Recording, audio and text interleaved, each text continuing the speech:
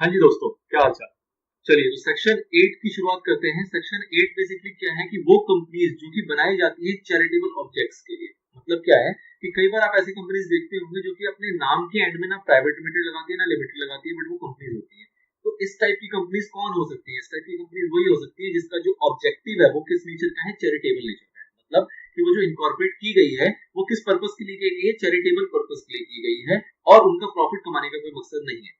ठीक है, उनका जो प्रॉफिट कमाना है वो कोई मकसद नहीं है। और इनकेस अगर वो प्रॉफिट जो भी अर्न भी करते हैं वो उस प्रॉफिट को वो अप्लाई करेंगे काहे पे, जो उनका ऑब्जेक्टिव है उसको फुलफिल करने के लिए, और वो अपने मेंबर्स को डिविडेंड डिस्ट्रीब्यूट नहीं करेंगे। तो इस टाइप के फीचर्स जिस कंपनी में होते हैं उसको कहते हैं कि वो कंपनी कौन सी है, वो कंपनी सेक्शन 8 कंपनी। ठीक है, तो सेक्शन 8 कंपनी है, बहुत इंपॉर्टेंट है। यहाँ भी आगे भी हर जगह भी जहां पे भी आप इसकी पढ़ाई करोगे सेक्शन 8 कंपनी हर जगह के लिए इंपॉर्टेंट होता है। ठीक है ना। तो चलिए इसकी चर्चा करते हैं डिटेल में कि सेक्शन 8 कंपनी में आपको क्या क्या चीजें देखनी है। बेसिकली सेक्शन 8 कंपनी का क्या मकसद है कि जो भी रिक्वायरमेंट सेक्शन के अंदर बताई गई है वो सारी अगर फुलफिल करते हो तो आपको ये कंपनी इनकॉर्पोरेट करने का मौका मिल जाता है। लेकिन अगर कुछ कॉन्ट्रीब्यूशन करोगे तो आपसे ये जो आपको मिला है ये लाइसेंस बेसिकली एक तरीके का वो आपसे छीन लिया जाएगा, और छीनने के बाद आपकी कंपनी को बंद भी किया जा सकता है, उसको अमलमेंट भी किया जा सकता है किसी और कंपनी के साथ। ठीक है, तो उस टाइप की बातें हुई। फिर पेनल्टी प्रोविजंस वगैरह आएंगी, किस टाइप की पेनल्टीज वगैरह लगाई जा सकती हैं, और अगर आपकी कोई कंपनी है उसको अगर बंद कर दिया गया तो उसके एसेट्स वगैरह होंगे उसको क्या किया जाएगा, इस टाइप की सारी बातें यहाँ पे आएंगी। चलिए तो ये आपको समराइज थोड़ा सा इंट्रोडक्शन आप इसको शुरू करते हैं। तो बेसिकली क्या कह रहा है कि जो ऑब्जेक्ट है सेक्शन 8 कंपनी का वो क्या है कि वो प्रमोट करेंगे किस चीज को, चैरिटेबल ऑब्जेक्ट को। अब चैरिटेबल ऑब्जेक्ट जो है वो उसका 8 जनरली सेक्टर्स में यहाँ पे बांटा गया है, जो कि एज अ इलस्ट्रेटिव है। मतलब कि ऐसा नहीं कि सिर्फ वही 8 होगा, उसके सिमिलर और भी चीजें हो सकती है। जो यहाँ 8 चीजें बताई गई है वो क्या है, commerce, art, science, sports, education, research, social welfare, religion, charity, protection of environment, इस टाइप की बातें 8 बातें नीचे आप चार्ट में देखोगे 8 बातें बेसिकली बताई गई हैं। ये कंपनी जो है ये क्या करती है, ये अपने जो प्रॉफिट ये जो भी अर्न करेंगे उसको कहाँ अप्लाई करेंगे, अपने ऑब्जेक्टिव को फुलफिल करने के लिए, अपने ऑब्जेक्टिव को प्रमोट करने के लिए।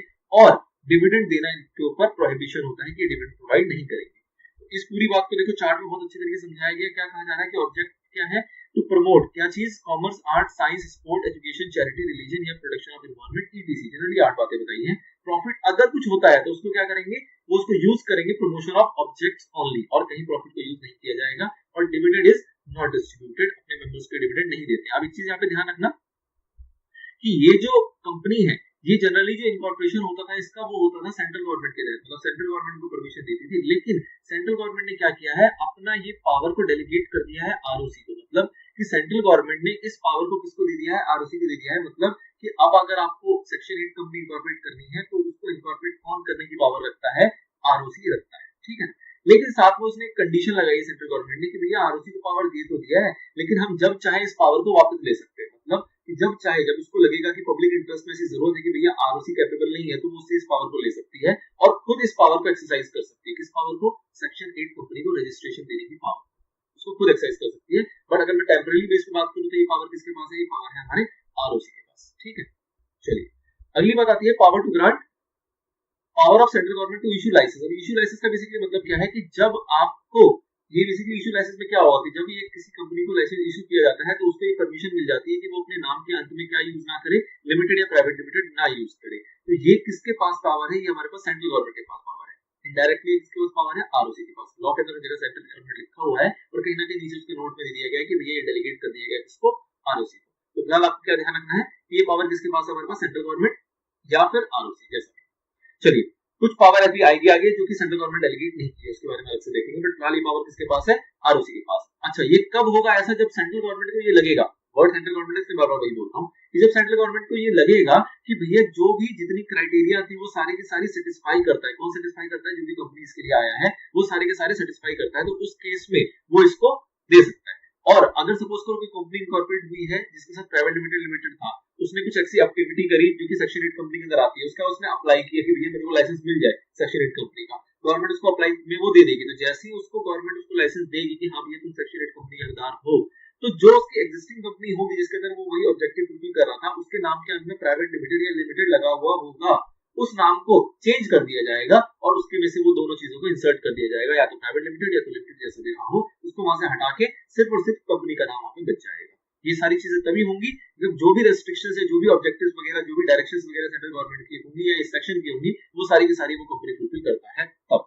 अच्छा जी, क्या प्रिविलेज मिलता है, तो प्रिविलेज मिलता है यहाँ पे लिमिटेड कंपनी का। मतलब कि ऑल्दो कंपनी के नाम के अंत में लिमिटेड या प्राइवेट लिमिटेड नहीं लगा हुआ, लेकिन फिर भी जो भी फैसिलिटीज एक लिमिटेड कंपनी को मिलती है वो सारी प्रिविलेजेस सेक्शन 8 कंपनी को भी मिलती है बिना नाम में लिखे हुए। चलिए जी, जो एक फर्म है क्या वो मेंबर बन सकती है? तो बिल्कुल बन सकती है। जैसे कि आपने ऊपर देखा था ओपीसी के अंदर, ओपीसी में आपने क्या देखा था कि इंडिविजुअल होना चाहिए। यहाँ पे ऐसा नहीं है, यहाँ पे मेंबर बनने के लिए इंडिविजुअल होगा वो भी चलेगा, फर्म होगी वो भी चलेगी। कोई फर्म होगा तो वो भी मेंबर बन सकता है सेक्शन 8 कंपनी का। अल्टरेशंस अलाउड नहीं है, बहुत इंपॉर्टेंट फैक्टर है। देखिए सीधी सी बात है, यहाँ पे ऑब्जेक्टिव रखा गया किस टाइप का? सोशल एक्टिविटी, ठीक है, प्रमोशन वाली एक्टिविटीज है। तो अल्टरेशन में आप मेमोरेंडम में आपकी क्या होगा? ऑब्जेक्टिव्स वगैरह होंगी, तो आप अपने मेमोरेंडम या आर्टिकल को आप चेंज नहीं कर सकते हो किससे बिना पूछे? सेंट्रल गवर्नमेंट से बिना पूछे। मतलब कुछ ऐसी चीजें आपको करनी भी है तो आपको पहले क्या लेना पड़ेगा? अप्रूवल लेना पड़ेगा सेंट्रल गवर्नमेंट से कि जी हम अपने आर्टिकल या मेमोरेंडम के अंदर कुछ भी अल्टरेशन करना चाह रहे हैं, ठीक है। तो परमिशन किससे लेनी पड़ेगी? सेंट्रल गवर्नमेंट को आप क्या बोल के चलोगे? आरओसी, ठीक है। अच्छा, अब एक बात समझो, अगर मेरे को कन्वर्ट करना, सपोज करो सेक्शन 8 कंपनी है मेरी, मेरे को उसको कन्वर्ट करना है सिंपल प्राइवेट लिमिटेड कंपनी के अंदर, तो ये कन्वर्ट करने के लिए मुझे क्या करना पड़ेगा? अपने एमओए को अल्टर करना पड़ेगा, अल्टरेशन करना पड़ेगा किसमें? मेमोरेंडम के अंदर। तो अल्टरेशन जब मैं करूंगा मेमोरेंडम के अंदर, तो अगेन मेरे को क्या चाहिए? फिफ्थ वाले पॉइंट के अकॉर्डिंग क्या चाहिए मेरे को? प्रीवियस अप्रूवल चाहिए सेंट्रल गवर्नमेंट का। अब यहाँ पे हम क्या कह रहे हैं कि यहाँ पे तो सेंट्रल गवर्नमेंट का नहीं चाहिए, आरओसी का ले लो, बट अगर ये अल्टरेशन जो है ये इन रिस्पेक्ट ऑफ कन्वर्जन है, अगर ये अदर देन कन्वर्जन होगा तो ये अल्टरेशन की अप्रूवल कौन दे सकता है? आरओसी दे सकता है। लेकिन अगर ये अल्टरेशन जो है वो इन रिस्पेक्ट ऑफ कन्वर्जन होगा तो इसकी अप्रूवल देने का जो पावर है वो सेंट्रल गवर्नमेंट के पास है, वो डेलीगेट नहीं किया गया आरओसी के पास। ध्यान रखिए इस बात को कि वो डेलीगेट नहीं किया गया है आरओसी को, वो सेंट्रल गवर्नमेंट के पास ही पावर है, ठीक है। तो क्या कह रहा है? कन्वर्जन के लिए भी वो कन्वर्ट चाहे तो कर सकता है, कोई दिक्कत नहीं है, लेकिन जो भी उसके कंडीशंस वगैरह है उसको कंप्लाई करनी पड़ेगी। कंडीशन बेसिकली वही है कि एक प्रायर अप्रूवल चाहिए और दूसरा आपको क्या करना पड़ेगा? एक स्पेशल रेजोल्यूशन पास करना पड़ेगा अपनी जनरल मीटिंग के अंदर कि हम ऐसा ऐसा करना चाह रहे हैं, उसका स्पेशल रेजोल्यूशन एक होना अनिवार्य है। चलिए ये पॉइंट भी खत्म होता है। अब आपका नेक्स्ट आता है रिवोकेशन। ये चलेगा अच्छा खासा और कहीं ना कहीं ये सेक्शन 8 को आपका समापन कर देगा। रिवोकेशन का बेसिकली मतलब क्या है? रिवोकेशन कब होगा?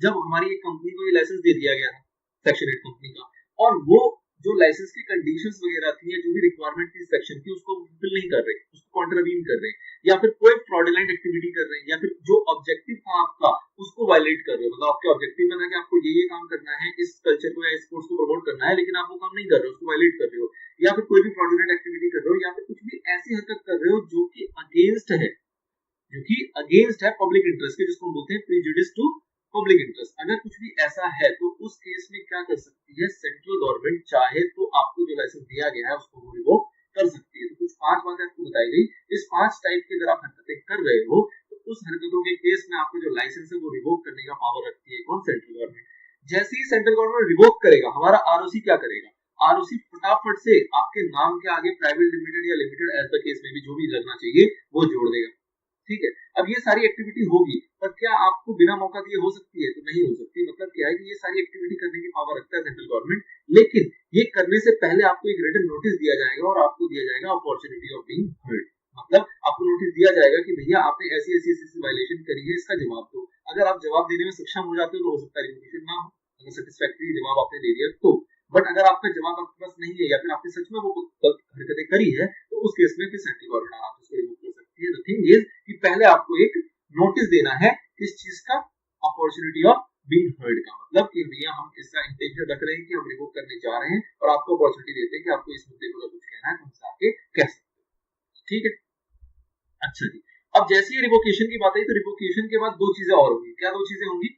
कि जब आपका रिवोकेशन हो गया मतलब कंपनी अब क्या बन गई? सिंपल प्राइवेट लिमिटेड, ऑल्दो उसका ऑब्जेक्ट जो है रजिस्ट्रेशन का वो वही है चैरिटेबल पर्पस का। अब इसके पास जो पावर है सेंट्रल गवर्नमेंट क्या चीजें कर सकती है? इससे 2 हरकतें कर सकती है। नंबर 1 कि या तो उसको वाउंड अप कर दे, मतलब क्लोज कर दे, और नंबर 2 या तो उसको अमलगमेट कर दे, मतलब वाउंड अप कर सकती है या अमलगमेट कर सकती है, जो भी उसको लगेगा कि जरूरी है इन पब्लिक इंटरेस्ट। अगेन वही कि भैया public interest social at large के हिसाब से उनको जो जरूरी लगेगा उन दोनों में से कोई एक डिसीजन ले सकती है। Number 1 wound up, number 2 amalgamate. Wound up करेंगे तो सिंपल बात ही खत्म होगी, कंपनी को बंद कर दिया, कोई केस सही नहीं। अगर अमलगमेशन करेंगे तो अमलगमेशन किसके साथ करेंगे? अमलगमेशन करेंगे किसी और सेक्शन 8 कंपनी के साथ जिसका कि ऑब्जेक्ट जो हो वो सेम, मतलब कि जो कंपनी आप अमलगमेट करने जा रहे हो उसका जो ऑब्जेक्ट है और जिसके साथ अमलगमेट करेंगे उसका जो ऑब्जेक्ट हो, वो दोनों ऑब्जेक्ट क्या होने चाहिए? सेम होना चाहिए, और वो भी कंपनी रजिस्टर्ड होना चाहिए अंडर सेक्शन 8।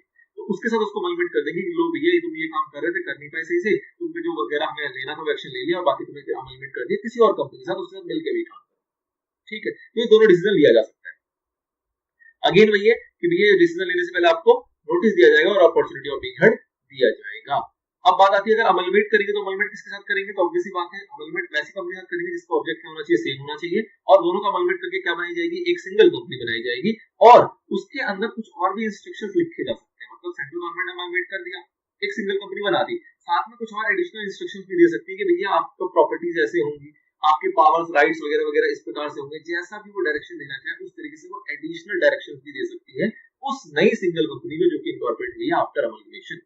ठीक है, चलिए जी, अगर वाइंड अप की बात आती है कि सपोज करो वाइंड अप हो गया, अब वाइंड अप हो गया तो वहां पे एक सीन क्या निकल सकता है कि सपोज करो हमने वाइंड अप किया और हमारे पास कुछ एसेट्स थे, उस एसेट्स से सारी लायबिलिटी सेटल करने के बाद भी कुछ एसेट बच गए। अब अगर कुछ ऐसे एसेट बच गए तो उसका क्या किया जाए, तो कंपनी के पास अगेन ट्राइब्यूनल सॉरी यहाँ पे सेंट्रल गवर्नमेंट के पास दो ऑप्शन है। क्या दो ऑप्शन है, नंबर वन कि जो एसेट बच गए उसको किसी और कंपनी को दे दिया जाए जो कि सेम ऑब्जेक्ट के साथ काम कर रही है सेक्शन 8 के अंदर, number one.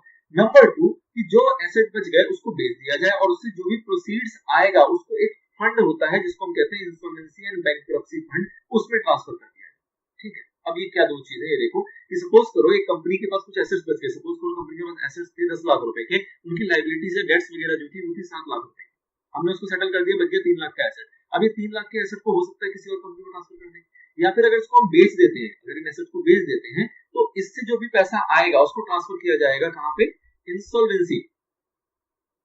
Insolvency and bankruptcy fund, जो कि फॉर्म किया जाता है under section 224 of insolvency and bankruptcy code 2016। Basically क्या है, ये एक नया एक्ट है जिसको हम कहते हैं आईबीसी 2016 का एक्ट, जो बेसिकली किसके बारे में बात करता है कि जो कंपनी इंसॉल्वेंट हो जाती है उसकी ट्रीटमेंट वगैरह में। तो ऑब्वियसली बात है जब कोई कंपनी इंसॉल्वेंट हो जाती है तो उनके कई सारे डेट्स वगैरह हैं जिनकी पेमेंट नहीं हो पाती, तो गवर्नमेंट कुछ पैसा वहां पे भी इकट्ठा करती है एक फंड बना के, तो उस फंड के अंदर भी कंट्रीब्यूट किया जा सकता है आपके बचे हुए एसेट को, क्योंकि आपका तो ऑब्जेक्टिव क्या था, सोशल, आपका तो ऑब्जेक्टिव क्या था, चैरिटेबल, तो एक तरीके से चैरिटी है, तो वहां भी वो उस पैसे को कंट्रीब्यूट किया जा सकता है या फिर किसी और कंपनी को भी वो एसेट ट्रांसफर किया जा सकता है। ओके, अमलमेट के लिए सिंपली वो क्लैरिफिकेशन दे रहा है कि अमलमेट उसी के साथ किया जाएगा जो कि रजिस्टर्ड होना चाहिए इस सेक्शन के अंदर, इस सेक्शन का मतलब सेक्शन 8 के अंदर, और उसके जो ऑब्जेक्ट है वो सिमिलर होने चाहिए, नॉर्मल सी बात थी। अब बात आती है पेनल्टी की। पेनल्टी में देखियो क्या होगा, पेनल्टी किन किन लोगों को लगती है, तो पेनल्टी दो टाइप के लोगों को लगती है, एक तो कंपनी और दूसरा जो भी उसके अंदर ऑफिसर्स होते हैं। ठीक है, अब ध्यान रखिए कंपनी को कभी भी ना जो पेनल्टी लगेगी वो पैसों में लगेगी, कभी उसको जेल नहीं हो सकता, मतलब इम्प्रिजनमेंट पॉसिबल नहीं है, कंपनी को जेल में नहीं आ सकती। लेकिन जो ऑफिसर्स होते हैं उनको पेनल्टी पैसों में भी लगती है और इम्प्रिजनमेंट भी होता है। ठीक है, तो ये हमेशा आपको थोड़ा सा माइंड में क्लियर रखना है कि भैया कंपनी के केस में सिर्फ और सिर्फ जो पेनल्टी होगी वो इन फॉर्म ऑफ मनी ही होगा, लेकिन जो ऑफिसर्स हैं उनको इन फॉर्म ऑफ मनी भी होता है, साथ साथ में इन फॉर्म ऑफ इम्प्रिजनमेंट भी हो सकता है। तो क्या कहा गया कि अगर कुछ ऐसी हरकत होती है तो उस केस में कंपनी जो है उसके ऊपर फाइन लगाया जाएगा। कितना फाइन लगाया जाएगा, 10 लाख रुपए से लेकर 1 करोड़ रुपए तक, जितना चाहे। कितना, 10 लाख से लेकर 1 करोड़ का रेंज है, इसके बीच में आपके ऊपर जितना मर्जी फाइन लगाया जा सकता है। और जितने भी डायरेक्टर्स या ऑफिसर्स है, बेसिकली इसको हम कहते हैं ऑफिसर्स इन डिफॉल्ट, जो कि आपने डेफिनेशन वाले सेक्शन में पढ़ा है कि ऑफिसर इन डिफॉल्ट के अंदर कौन कौन कवर हो जाते हैं। तो जो भी ऑफिसर्स इन डिफॉल्ट हैं उनको सजा दी जाएगी, उनको इम्प्रिजनमेंट दिया जाएगा, जो कि मैक्सिमम हो सकता है 3 साल। ठीक है, मतलब मैक्सिमम जो इम्प्रिजनमेंट है वो 3 साल की हो सकती है, और साथ में फाइन लगाया जा सकता है 25,000 रुपए से लेकर 25 लाख रुपए तक। और दो, हमेशा ऑफिसर के हैंड्स में ना आपकी जो पनिशमेंट होती है वो इसी तरीके से होती है, मतलब कि आपको इम्प्रिजनमेंट हो जाएगा या फिर फाइन लग जाएगा या फिर दोनों एक साथ लग जाएगा, डिपेंडिंग अपॉन कि क्या सिचुएशन है और किस तरीके का आपने कांड करा है। ठीक है, तो ये चीज आपको ध्यान रखनी है। अगर ये तो था कॉन्ट्रावेंशन के लिए, ये जो ऊपर हरकत आई किसके लिए आई, कॉन्ट्रावेंशन। कॉन्ट्रावेंशन का मतलब क्या हुआ कि आपने कोई वायलेशन वगैरह कर दिया, ऑब्जेक्ट्स वगैरह वायलेट कर दिए, या भी सेक्शन की कंडीशंस वगैरह उसको फुलफिल नहीं किया। सपोज करो आपने फ्रॉड करना शुरू कर दिया, तो फ्रॉड जैसे आप करना शुरू करोगे तो आपको बिल्कुल दिमाग में घुसा लेना है, आपका सेक्शन क्या लग जाएगा 447, और उसके अगेंस्ट उसके तहत जो भी एक्शंस होने चाहिए वो सारे एक्शंस लिए जाएंगे आपके अगेंस्ट। ठीक है, तो फ्रॉड एक्टिविटी आ जाएगी तो वहां पे क्या हो जाएगा, आपका 447 के एक्शंस लगने लगेंगे। इसको बड़ी अच्छे से इन्होंने चार्ट में सिंप्लीफाइड करके बताया है कि कॉन्ट्रावेंशन होगा तो क्या होगा, लाइसेंस टू रिवोक हो जाएगा, लाइसेंस टू रिवोक होगा तो आपको कन्वर्ट कर दिया जा सकता है लिमिटेड या प्राइवेट लिमिटेड में, मतलब कि आपका नाम के पीछे से हटा देंगे उसको। वाइंडिंग अप किया जा सकता है, अगर सरप्लस होगा तो उसको सिमिलर कंपनी को दे दिया जाएगा या फिर उसको इस फंड में डाल दिया जाएगा, या फिर अमलमेट कर दिया जाएगा किसी भी सिमिलर कंपनी के साथ। पनिशमेंट क्या होगी, कंपनी के 10 लाख से 1 करोड़, ऑफिसर के लिए 25,000 से 25 लाख या फिर 3 साल की जेल या फिर 447 भी लग सकता है।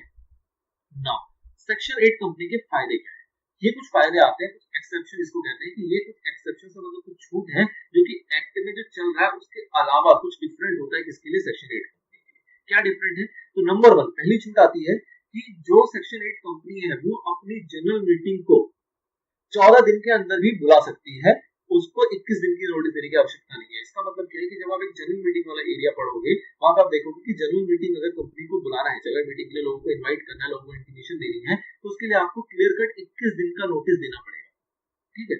लेकिन सेक्शन 8 कंपनी के अंदर क्या है कि उस केस में आप 14 दिन के नोटिस से भी काम चला सकते हो, 14 दिन की नोटिस देके भी आप जनरल मीटिंग अपनी बुला सकते हो, कंडक्ट करवा सकते हो, नंबर 1। नंबर 2, कुछ रिक्वायरमेंट होती है मिनिमम डायरेक्टर की। ये भी आप एरिया डायरेक्टर वाले एरिया में पढ़ेंगे कि यहाँ पर कितने मिनिमम डायरेक्टर होने चाहिए कंपनी को बनाने के लिए, कितने मिनिमम, कितने मैक्सिमम, कितने मिनिमम इंडिपेंडेंट डायरेक्टर होने चाहिए, सारे सेपरेटली आपके आएंगे कहीं ना कहीं। तो इस टाइप की जो भी मिनिमम की रिक्वायरमेंट्स होती है कंपनी एक्ट के अंदर, वो सारी रिक्वायरमेंट्स नहीं लगती सेक्शन 8 कंपनी के ऊपर। तो दूसरी छूट। तीसरी छूट क्या होती है कि कुछ एक कमिटीज बनानी होती है, डिपेंडिंग अपॉन सर्टेन कंडीशंस, कुछ कंडीशन फुलफिल करेगी, कुछ टर्नओवर, कैपिटल वगैरह वगैरह, तो आपको कुछ कमेटी कॉन्स्टिट्यूट करना होता है। 2 टाइप की कमेटी यहाँ पे बताई गई है जो कि बनाने की आवश्यकता नहीं है किसको, सेक्शन 8 कंपनी को। कौन सी 2 टाइप की कमेटी है? नॉमिनेशन एंड रेमुनरेशन कमेटी, जिसको हम एनआरसी कहते हैं, और दूसरा शेयर होल्डर्स रिलेशनशिप कमेटी, जिसको हम एसआरसी कहते हैं शॉर्ट के अंदर। तो ना आपको एनआरसी कॉन्स्टिट्यूट करने की जरूरत है, ना ही आपको एसआरसी कॉन्स्टिट्यूट करने की जरूरत है। तो ये 3 आपको एक्सेप्शंस दिए गए हैं जो कि जनरल कंपनी, जो अदर देन कंपनीज आपकी सेक्शन कंपनीज एक्ट के अंदर इनकॉर्पोरेट होती है, उन पे ये लगता है, लेकिन आपके ऊपर इसकी छूट है।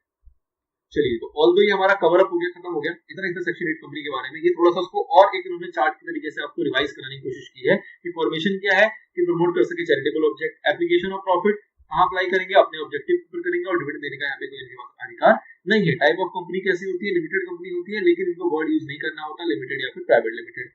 स्टेटस इनको कौन देता है? इनको सेंट्रल गवर्नमेंट देता है, और सेंट्रल गवर्नमेंट इस पावर को किसको डेलीगेट कर चुकी है? आरओसी को डेलीगेट कर चुकी है। रिवोकेशन जो है तो सेंट्रल गवर्नमेंट चाहे तो रिवोक कर सकता है। कब रिवोक कर सकता है? जब आप कंडीशन जो सेक्शन 8 के हैं वो कॉन्ट्रावीन कर जाओगे, या फिर जो अफेयर्स ऑफ द कंपनी है उसको आप फ्रॉडुलेंटली तरीके से करोगे, या फिर ऐसे तरीके से जो कि अगेंस्ट पब्लिक इंटरेस्ट है। देन इफेक्ट्स क्या होगा रिवोकेशन का कि भैया आपके नाम के आगे से लिमिटेड, प्राइवेट लिमिटेड हटा ली जाएगा। और भी इफेक्ट्स है रिवोकेशन की जो आपने देखे, माइंडिंग ऑफ ये समराइज में थोड़ा सा बताया गया है, व्हिच इज नॉट डिटेल्ड, ठीक है। तो this is all about section 8 company. I hope आपको अच्छे समझ में आया हो। बहुत ही अच्छा कॉन्सेप्ट है, अगर आप समझ पा रहे हैं तो ये बहुत आपको अच्छा फील दे रहा होगा।